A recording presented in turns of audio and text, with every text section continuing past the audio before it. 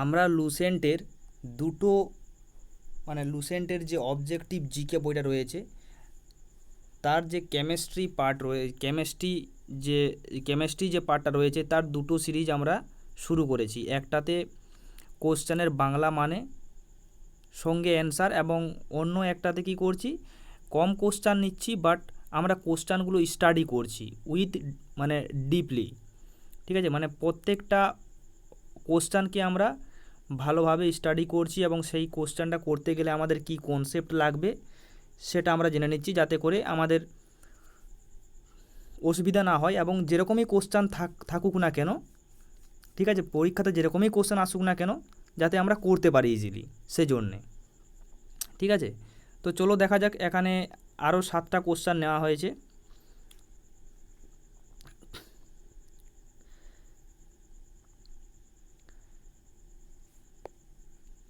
তো এখানে কোশ্চেনটা কি হচ্ছে, 8 নম্বর কোশ্চেন, যে sodium carbonate crystal loss water molecules, sodium carbonate crystal বলতে বাংলায় কেলাস বলে। ঠিক আছে, সোডিয়াম কার্বনেট ক্রিস্টাল বলতে বাংলায় কেলাস বলে, কেলাস। ঠিক আছে, sodium carbonate crystal loss water molecules. দেখো, সোডিয়াম কার্বনেট ক্রিস্টাল বলতে বা সোডিয়াম কার্বনেট কেলাস বলতে কি বোঝায় না, Na2CO3 10H2O, এটা হচ্ছে সোডিয়াম কার্বনেট, যাকে আমরা বলি ওয়াশিং সোডা। আর সোডিয়াম বাইকার্বনেট হচ্ছে আমাদের খাবার সোডা। এই সোডিয়াম কার্বনেটকে আমরা বলি কি ওয়াশিং সোডা বা কাপড় কাচার সোডা বা সেল সোডাও বলা হয়। তো এই সোডিয়াম কার্বনেটকে যদি আমরা এয়ারে রেখে দিই, এয়ারতে যদি আমরা রেখে দিই, তাহলে কি করে না, এয়ারতে রেখে দিলে এই যে সোডিয়াম কার্বনেট এর মধ্যে যে 10 অণু জল রয়েছে, এই জলটাকে কি করে সে ত্যাগ করে দেয়, বাতাসের মধ্যে বাতাসকে দিয়ে দেয়, বাতাসের মধ্যে সে এই 10 অণু জল ত্যাগ করে দেয়। দেখো, অ্যাকচুয়ালি 10 অণু জল ত্যাগ করে না, সোডিয়াম কার্বনেট 9 অণু জল ত্যাগ করে। এয়ারের মধ্যে রেখে দিলে আমি কি পাবো, আমি পাবো Na2CO3 আর 1 অণু জল থাকবে। অ্যাকচুয়ালি 9 অণু জল, 9H2O, 9 অণু জল বাইরে বের করে দেয়। ঠিক আছে, তো এই যে এই ধর্মটাকে আমরা বাংলায় বলি উদ্বেগী। আমরা সবাই পড়েছি যে উদ্বেগী পদার্থ কাকে বলে না, যে সমস্ত পদার্থগুলোকে বাতাসে রেখে দিলে তাদের মধ্যে থাকা যে জল, যাকে আমরা বলি কেলাস জল, সেটা বাইরে বের করে দেয়, সেই পদার্থগুলোকে আমরা বলি উদ্বেগী পদার্থ। উদ্বেগী ত্যাগ করে। এবং এই যে ধর্মটাকে আমরা বলি উদ্বেগী। ঠিক আছে, এবং এর ইংরেজি হচ্ছে এফ্লোরেসেন্স। তাহলে sodium carbonate crystal loss water molecules, এই প্রপার্টিকে আমরা কি বলছি না, উদ্বেগী যাকে আমরা বাংলায় বলি উদ্বেগী, যেটা হচ্ছে এফ্লোরেসেন্স। তাহলে option C is the correct answer. ঠিক আছে, এবার দেখো, হাইগ্রোস্কোপি রয়েছে অ্যান্ড ডেলিকুইসেন্স রয়েছে। তো আমি এখানে হাইগ্রোস্কোপি, ডেলিকুইসেন্স অ্যান্ড এফ্লুরেসেন্স, এগুলো হচ্ছে পদার্থের এক একটা ধর্ম বা বৈশিষ্ট্য বলতে পারো। এগুলো কি আমি বলে দিচ্ছি, দেখো। তাহলে হাইগ্রোস্কোপি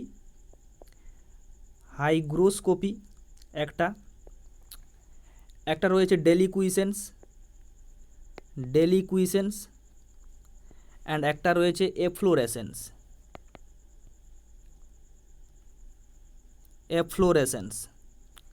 ঠিক আছে, তো মনে রাখবে, এই যে হাইগ্রোস্কোপি হচ্ছে জলাকর্ষী। এর বাংলা হচ্ছে জলাকর্ষী পদার্থ, জলাকর্ষী, এবং এই পদার্থগুলোকে বলা হয় জলাকর্ষী পদার্থ। এবং এই যে 2 নম্বরে রয়েছে যে ডেলিকুইসেন্স, এটা হচ্ছে আমার উদগ্রহ। এবং এই পদার্থগুলো যে পদার্থগুলোর মধ্যে এই ধর্ম দেখতে পাওয়া যায়, সেগুলোকে আমরা বলি উদগ্রাহী পদার্থ।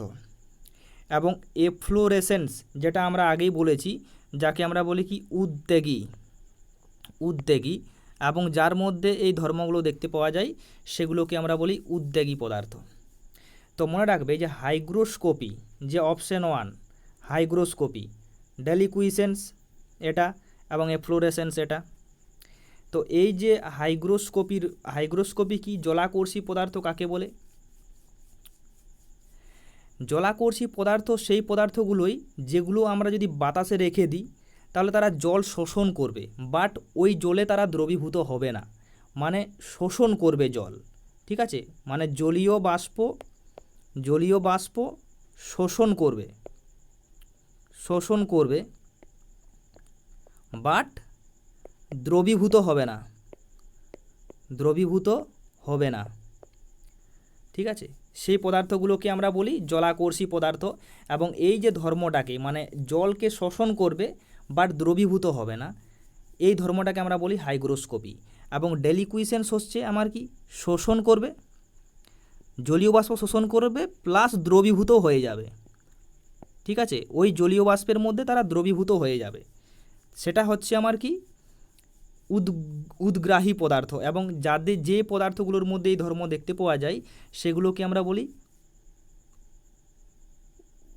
মানে এই ধর্মটাকে আমরা বলি উদ্গ্রহ, মানে জলীয় বাষ্প শোষণ করবে এবং সেই জলে দ্রবীভূত হয়ে যাবে, সেটা হচ্ছে আমার উদ্গ্রহ। এবং ওই যে পদার্থগুলোর মধ্যে আমরা দেখতে পাই সেগুলোকে আমরা বলি উদ্গ্রাহী পদার্থ। এবার উদ্বেগী তো আমি বলেইছি যে বাতাসে রেখে দিলে কি করবে, তারা নিজের মধ্যে যে কেলাস জলটা, সেই কেলাস জলটাকে কি করবে, বাইরে বের করে দেবে। ঠিক আছে, মানে হচ্ছে তোমার কেলাস জলকে তারা বাইরে বের করে দেবে। ঠিক আছে, তাহলে তিনটার মধ্যে ডিফারেন্স বোঝা গেছে। এবারে দেখো, যদি বলে যে হাইগ্রোস্কোপ এটা কোন কোন পদার্থগুলোর মধ্যে আমরা দেখতে পাই, তো মনে রাখবে যে পোড়াচুন, একটা সিম্পল এক্সাম্পল দেওয়া হচ্ছে পোড়াচুন, যেটাকে আমরা বলি ক্যালসিয়াম অক্সাইড, বা সোডিয়াম সালফেট Na2SO4, ঠিক আছে, বা গাঢ় H2SO4 মানে সালফিউরিক অ্যাসিড। এই পদার্থগুলোর মধ্যে আমরা এই ধর্মটা দেখতে পাই যে তারা জলকে শোষণ করবে বাট ওই জলে দ্রবীভূত হবে না, মানে এরা কেউ দ্রবীভূত হবে না, বাট এরা বাতাসে রেখে দিলে তারা জল শোষণ করবে, জলীয় বাষ্প শোষণ করবে। ডেলিকুইসেন্স এটা কোন কোন পদার্থগুলোর মধ্যে আমরা দেখি, দেখো, যেমন ক্যালসিয়াম ক্লোরাইড CaCl2, তারপরে রয়েছে আমার MgCl2 ম্যাগনেসিয়াম ক্লোরাইড, ঠিক আছে, তারপরে রয়েছে ফেরিক ক্লোরাইড, এরকম অনেক রয়েছে।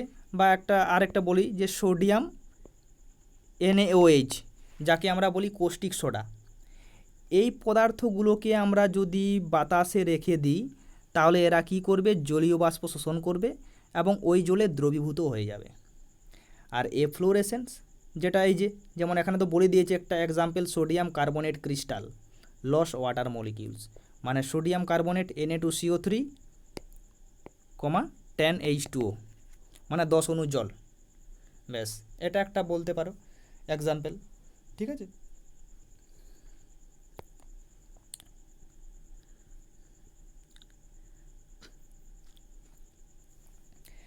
এবারে 9 নম্বর question, the law of constant proportion was enunciated by, মানে এই যে ল অফ কনস্ট্যান্ট প্রপোর্শন এটা কে দিয়েছিল, এটা দিয়েছিল প্রাউস্ট, অপশন ডি। মানে কি বলেছিল, প্রাউস্ট বলেছিল যে কোনো একটা কম্পাউন্ডের মধ্যে আমার যে মৌলগুলো দিয়ে, মানে কম্পাউন্ডের মধ্যে যে আমার এলিমেন্টগুলো থাকবে সেগুলো মানে সেম, তাদের মাস মানে ভরের দিক থেকে একটা প্রপোর্শনাল সম্পর্ক থাকবে, মানে সমানুপাতে থাকবে। ঠিক আছে, যেমন আমি যদি বলি, ধরো অ্যামোনিয়া কি হয়, NH3। অ্যামোনিয়া যে একটা যৌগিক পদার্থ, এর মধ্যে কি রয়েছে, নাইট্রোজেন রয়েছে এবং হাইড্রোজেন রয়েছে 3টা এবং নাইট্রোজেন রয়েছে একটা, মানে 1:3। তো এখানে কি রয়েছে, নাইট্রোজেন যে এক রয়েছে, তাহলে এই একের রেসপেক্টে নাইট্রোজেনের মাসটাও মানে এর সঙ্গে প্রপোর্শনাল থাকবে। এখানে যেমন 3, তাহলে এখানে মানে হাইড্রোজেনের মাস বেশি থাকবে, মানে মৌল যে অনুপাতে থাকবে সেই অনুপাতেই তাদের মাসগুলোও থাকবে আর কি, মানে তাদের ভরগুলোও থাকবে। এটা হচ্ছে কনস্ট্যান্ট প্রপোর্শন, যে মৌলগুলো যে অনুপাতে থাকবে সেই অনুপাতেই তাদের মাসগুলো থাকবে, মানে প্রপোর্শনাল সম্পর্ক। মানে যদি আমার এটা বাড়ে, যদি এটা 4 হয় তাহলে তার ভরও 4 হবে, এটা যদি 7 হয় তার ভরও আমার বেড়ে যাবে। প্রপোর্শনাল সম্পর্ক, প্রপোর্শনালিটি, ঠিক আছে, মানে এটা বাড়লে এটা বাড়বে, ব্যাস। এবারে দেখো এখানে যেমন বলেছি আগে যে ডাল্টনকে কি বলা হয়, ডাল্টন হচ্ছে আমার মানে পরমাণুবিদ্যার জনক, father of atomic theory. Avogadro আমি বলেছি আগে যে অ্যাভোগাড্রো কি, যে 1 মোল অণু পরিমাণ যে কোনো গ্যাসের মধ্যে, মানে যে কোনো পদার্থের মধ্যে, সেটা গ্যাস হোক বা যেই হোক না কেন, 1 মোল অণু পরিমাণ যদি কোনো একটা পদার্থ থাকে তার মধ্যে একটা নির্দিষ্ট সংখ্যক অণু বর্তমান, ঠিক আছে, নির্দিষ্ট সংখ্যক অণু পরমাণু যাই হোক না কেন বর্তমান থাকে, সেটা কত, সেটা হচ্ছে 6.02 ইন্টু 10⁻23, মানে এতগুলো আমার অণু হতে পারে বা পরমাণু হতে পারে, সে যাই হোক না কেন, ঠিক আছে। তো এই সংখ্যাটাকে আমরা কি বলি, অ্যাভোগাড্রো নাম্বার। 1 মোল অণু পরিমাণ যে কোনো পদার্থের মধ্যে এত সংখ্যক কি থাকতে পারে, অণু থাকতে পারে বা পরমাণু থাকতে পারে, ঠিক আছে।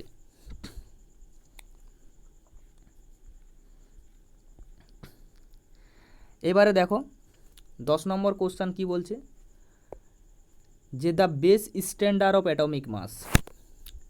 অ্যাটমিক মাস মানে হচ্ছে পারমাণবিক ভর, ঠিক আছে, অ্যাটমিক মাস মানে হচ্ছে পারমাণবিক ভর।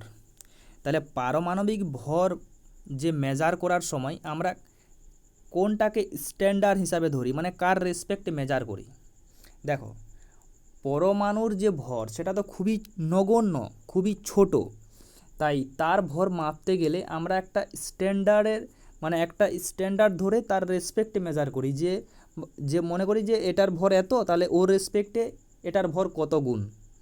তো আমরা সবাই পড়েছি যে অ্যাটমিক মাস মানে পারমাণবিক ভর কাকে বলে, কারণ কোনো মোলের একটি পরমাণু একটি কার্বন 12 পরমাণুর ভরের 1/12 অংশের তুলনায় যত গুণ ভারী হয় সেটাকে আমরা কি বলি, অ্যাটমিক মাস। মানে অ্যাটমিক মাস হচ্ছে ওই মৌলের একটি পরমাণুর ভর, ঠিক আছে, মানে মৌলের একটি পরমাণুর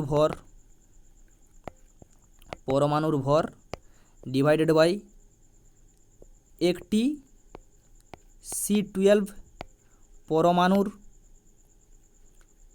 পরমাণুর ভর ইন্টু 1/12, ঠিক আছে। তো এটা হচ্ছে আমার অ্যাটমিক মাস। তাহলে কার রেসপেক্টে আমরা মেজার করি, C12 কার্বন 12, তাহলে C12, তাহলে option A is the correct. তাহলে পারমাণবিক ভর মাপার সময় আমরা কোনটাকে স্ট্যান্ডার্ড হিসাবে ধরি, সেটা হচ্ছে কার্বন 12, যে C12 যেটা রয়েছে সেই পরমাণুর ভরটাকে আমরা স্ট্যান্ডার্ড হিসাবে ধরে মানে বাকি মৌলের পারমাণবিক ভর আমরা মেজার করি, মাপি, ঠিক আছে। এবারে কোশ্চেন হচ্ছে 11 নম্বর দাগের, দেখো যে 1 AMU বলতে অ্যাটমিক মাস ইউনিট,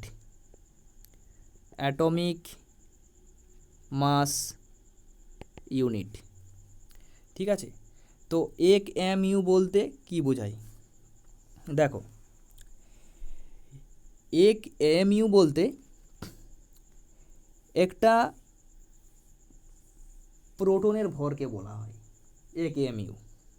আমরা কি জানি, মাস অফ প্রোটনের ভর কত হয়, 1.66 ইন্টু 10⁻⁻24 গ্রাম। এই যে প্রোটন মানে একটা প্রোটনের যে ভর, এটাকেই বলা হয় 1 AMU, ঠিক আছে, বোঝা গেছে। তাহলে এখানে অ্যান্সার কোনটা হবে, অপশান সি, 1.66 ইন্টু 10⁻⁻24 গ্রাম। এবারে দেখো এখানে আমি আরেকটা জিনিস বলি যে কার্বন, আমি কার্বনের পারমাণবিক সংখ্যা কত 12 মানে কি এর মধ্যে 6টা প্রোটন রয়েছে প্লাস 6টা নিউট্রন রয়েছে। আমরা জানি যে ইলেকট্রনের ভর খুবই নগণ্য হয়, খুবই ছোট হয়, ঠিক আছে। এই জন্যে আমরা ইলেকট্রনের ভরকে আমরা ধরি না, জেনারেলি কোনো পরমাণুর ভর বলতে ওই নিউক্লিয়াসে থাকা প্রোটন এবং নিউট্রনের ভরকেই বোঝায়। তাহলে দেখো আমরা জানি যে একটা প্রোটনের ভর কত 1.66 ইন্টু 10⁻⁻24 গ্রাম, ঠিক আছে। আর কি হয় একটা প্রোটনের ভরও যেমন এত হয়, সিমিলারলি একটা যে নিউট্রনের ভরও প্রায় সেম 1.66 ইন্টু 10⁻⁻24 গ্রাম। তাহলে এখানে 6টা প্রোটন প্লাস 6টা নিউট্রন রয়েছে, মানে টোটাল কত রয়েছে 12টা। এবং যেহেতু প্রোটন এবং নিউট্রনের ভর প্রায় সেম 1.66 ইন্টু 10⁻⁻24 গ্রাম, তাহলে এই কার্বন পরমাণুর ভর কত 12, আমরা যদি গ্রামে নিয়ে যেতে চাই 12 ইন্টু 1.66 ইন্টু 10⁻⁻24 গ্রাম। আমরা কি জানি এই যে 1.66 ইন্টু 10⁻24 গ্রামকে কী বলা হয় 1 mu, মানে অ্যাকচুয়ালি আমরা কী তাহলে কী হচ্ছে 12 AMU, বুঝা গেছে। মানে C12 পরমাণুর ভর কত হচ্ছে 12 AMU, বুঝা গেছে। তাহলে আমি যদি বলি যে 1 AMU সমান কত, তাহলে 1 AMU সমান হচ্ছে আমার C12 পরমাণুটির ভর ডিভাইডেড বাই 12। তাহলে এভাবেও আমরা মানে এটা বলতে পারি, ঠিক আছে।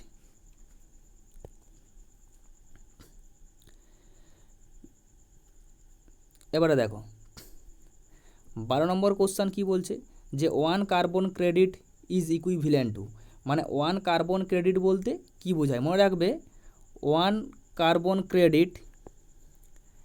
ক্রেডিট সমান হচ্ছে 1 ton of CO2 carbon dioxide. 1 ton মানে কত আমার 1000 কেজি CO2, তাহলে হচ্ছে অপশান সি, ঠিক আছে। এটাতে অত বেশি কিছু জানার দরকার নেই, 1 কার্বন ক্রেডিট মানে 1000 কেজি অফ CO2। যে কোশ্চেনগুলোতে কনসেপ্ট লাগবে সেগুলো আমি আলোচনা করে দেব, ঠিক আছে।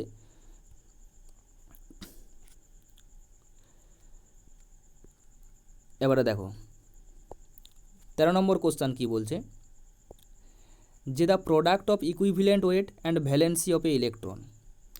ইকুইভ্যালেন্ট ওয়েট বলতে কি বোঝায় তুল্যাঙ্ক ভার, বাংলায় একে বলা হয় তুল্যাঙ্ক ভার, ঠিক আছে, তুল্যাঙ্ক ভার। এবং এই যে ভ্যালেন্সি মানে আমরা জানি যোজ্যতা, মানে ভ্যালেন্স কক্ষে আমার যতগুলো ইলেকট্রন থাকবে কোনো একটা পরমাণুর, ঠিক আছে, সর্বশেষ কক্ষে যতগুলো ইলেকট্রন থাকে সেটাই হচ্ছে, মানে কোনো একটা মৌলের সর্বশেষ কক্ষে যতগুলো ইলেকট্রন থাকে সেটাই তার যোজ্যতা, ঠিক আছে, ভ্যালেন্সি। তাহলে এখানে কি বলছে equivalent wait and valency of an element, মনে রাখবে এলিমেন্ট মানে মৌল, এখানে কিন্তু যৌগের কথা বলেনি, কিন্তু আমরা আগের কোশ্চেনে পেয়েছিলাম যে ইকুইভ্যালেন্ট ওয়েট এবং তার যে মানে তোমার ইকুইভ্যালেন্ট ওয়েট অ্যান্ড মলিকিউলার ওয়েটের মধ্যে, মানে মলিকিউলার ওয়েট কার সমান হবে সেটা ছিল একটা যৌগের মধ্যে, কিন্তু এখানে কি বলছে একটা এলিমেন্টের ক্ষেত্রে এই রিলেশনটা কি হবে। তো মনে রাখবে যে ইকুইভ্যালেন্ট ওয়েট, ঠিক আছে, ইকুইভ্যালেন্ট ওয়েটকে যদি আমরা ই দিয়ে ডেনোট করি, ভ্যালেন্সিকে যদি আমরা ভি দিয়ে ডেনোট করি, তাহলে এই ইকুইভ্যালেন্ট ওয়েট ই সমান হয় অ্যাটমিক ওয়েট, এই যে অ্যাটমিক ওয়েট যাকে আমরা এ দিয়ে ডেনোট করছি, atomic weight by valency V. এটা কার ক্ষেত্রে হয়, এটা ফর এলিমেন্ট মানে একটা মৌলের ক্ষেত্রে। বাট যদি বলা হয় একটা যৌগের ক্ষেত্রে কি হবে, যোগের ক্ষেত্রে ইকুইভ্যালেন্ট ওয়েট সমান হয় molecular weight divided by X, যেটা হচ্ছে আমরা ভ্যালেন্সি ফ্যাক্টর। আমি আগে বলেছি যে ভ্যালেন্সি ফ্যাক্টর অ্যাসিডের ক্ষেত্রে কী কত হয়, ঠিক আছে, মানে ক্ষারের ক্ষেত্রে কত হয়, লবণের ক্ষেত্রে কত হয়, সেগুলো বলেছি, তোমরা দেখে নেবে। তো এটা হচ্ছে ফর কম্পাউন্ড, মানে কোনো যৌগের ক্ষেত্রে, ঠিক আছে। তাহলে এই কোশ্চেনগুলো কিন্তু বারবার রিপিট হচ্ছে, তো মানে চেষ্টা করবে জিনিসটা মনে রাখার। এবারে শেষ কোশ্চেন কি বলছে যে which one is not metal. Not metal মানে ধাতু নয়, ঠিক আছে, ধাতু নয় কোনটি? দেখো সালফার, সালফার কি ধাতু? সালফার তো ধাতু নয়। মনে রাখবে ধাতু আমরা কাকে বলি? ধাতু হচ্ছে তাপ এবং তড়িতের সুপরিবাহী হয়, আর অধাতু তাপ তড়িতের সুপরিবাহী হয় না। এবং ধাতু সবসময় পজিটিভ আয়ন দেয়, আর অধাতু সবসময় নেগেটিভ আয়ন দেয়। মনে রাখবে ধাতু সেই সমস্ত মৌলগুলোকেই বলা হয় যাদের সর্বশেষ কক্ষে একটা ইলেকট্রন, দুটা ইলেকট্রন বা তিনটা ইলেকট্রন থাকতে পারে, এগুলোকে বলা হয় আমার মেটাল, মানে ধাতু। আর যদি কোনো মৌলের সর্বশেষ কক্ষে আমার 4টা, 5টা, 6টা বা 7টা ইলেকট্রন থাকে, সেগুলোকে আমরা বলি নন মেটাল। দেখো একটা, দুটো, তিনটা থাকলে কি হবে, এরা ইজিলি এই ইলেকট্রনগুলোকে বাইরে বের করে দেবে, আর ইলেকট্রনকে বাইরে বের করে দিলে কি হবে, পজিটিভ হয়ে যাবে, মানে ক্যাটায়ন দেয়। আর এখানে কি বলেছে, 4টা, 5টা, 6টা, 7টা থাকে অধাতুর বাইরের কক্ষে, মানে কি এরা অষ্টক মানে রুলস, মানে সর্বশেষ কক্ষে 8টি ইলেকট্রন রাখার জন্যে এরা বাইরে থেকে ইলেকট্রন নেবে ইজিলি, এই টেন্ডেন্সিটা বেশি নেওয়া টেন্ডেন্সিটা। সো নেবে মানে কি, ইলেকট্রন যদি নেয় তারা কি হয়ে যাবে, নেগেটিভ তড়িৎগ্রস্ত হয়ে যাবে, মানে অ্যানায়ন দেবে। বুঝা গেছে? তাহলে দেখো এখন সালফার হচ্ছে কি, সালফারের আমরা কি জানি যে পারমাণবিক সংখ্যা কত, 16। এবারে 16কে যদি তাহলে আমরা প্রথম কক্ষে কত থাকবে, 2টো থাকবে, তারপরে কত থাকবে 8টা, দেন 6টা। তাহলে এই যে 6টা থাকবে মানে কি, এই দুটো নিয়ে এই দুটো নেবে, মানে দুটো, মানে এর দুটো নেওয়ার প্রবণতা আছে। যেহেতু আমি কি বলেছি 4টা, 5টা, 6টা, 7টা থাকলেই সেগুলো অধাতু, মানে এটা অধাতু। এখানে বাইরের কক্ষে কটা আছে, 6টা ইলেকট্রন আছে। সো সালফার তো আমার অধাতু, মানে নট মেটাল, রাইট, সালফার। এবার দেখো সুগার, সুগার কি দিয়ে, সুগার বলতে সুগার হচ্ছে it is made by carbon, hydrogen plus oxygen, ঠিক আছে। এবারে কার্বন, হাইড্রোজেন, অক্সিজেন এগুলো তো সবই অধাতু, তাহলে সুগারও আমার অধাতু, রাইট, এটাও রাইট। আচ্ছা নাইট্রোজেন কত, নাইট্রোজেনের আমরা কি জানি, পারমাণবিক সংখ্যা কত, 7। 7কে যদি আমরা মানে ইলেকট্রন বিন্যাস করি তাহলে প্রথমে তো দুটো থাকেই, প্রথম কক্ষে অলওয়েজ দুটো থাকবে, দুটো, দেন তারপরে কটা, 5টা। আমি কি বলেছি 4, 5, 6, 7 থাকা মানে অধাতু, মানে নাইট্রোজেন অধাতু। তাহলে which one is not metal, এখানে তো কোনোটাই ধাতু নয়, তাহলে অল ইজ কারেক্ট, মানে option D is the correct. Thank you.